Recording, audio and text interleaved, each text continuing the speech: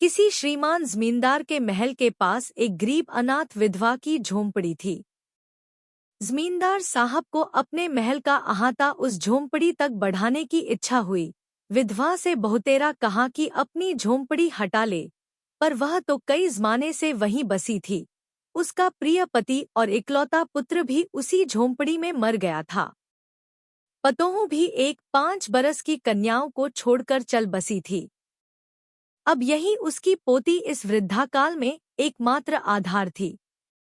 जब उसे अपनी पूर्व स्थिति की याद आ जाती तो मारे दो खके फूट फूट कर रोने लगती थी, और जब से उसने अपने श्रीमान पड़ोसी की इच्छा का हाल सुना, तब से वह मृतप्राय हो गई थी।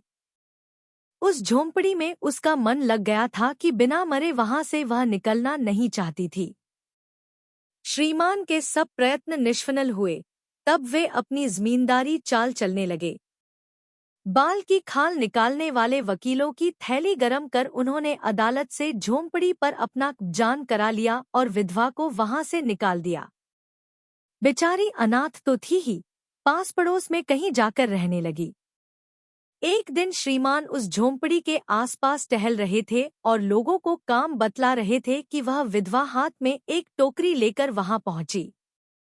श्रीमान ने उसको देखते ही अपने नौकरों से कहा कि इसे यहाँ से हटा दो, पर वह गिड़गिड़ाकर बोली, महाराज, अब तो यह झोंपड़ी तुम्हारी ही हो गई है, मैं उसे लेने नहीं आई हूँ।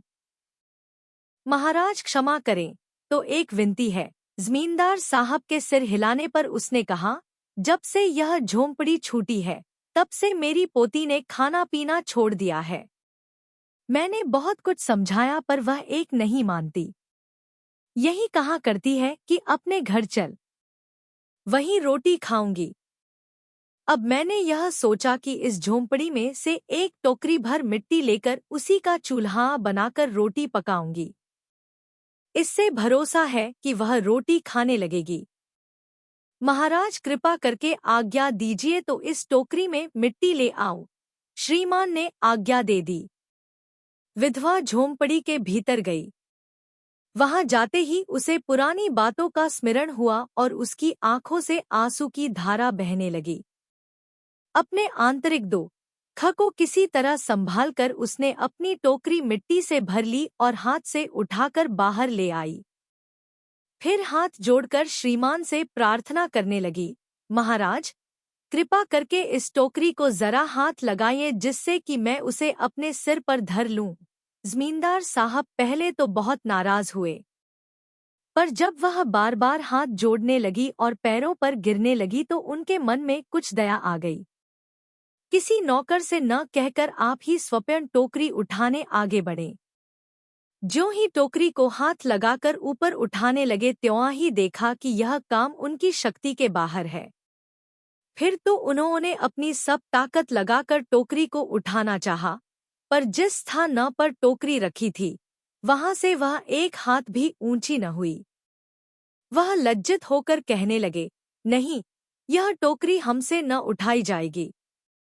यह सुनकर विधवा ने कहा, महाराज, नाराज न हो, आपसे एक टोकरी भर मिट्टी नहीं उठाई जाती और इस झोंपड़ी में तो हजारों टोकरियां मिट्टी पड़ी है।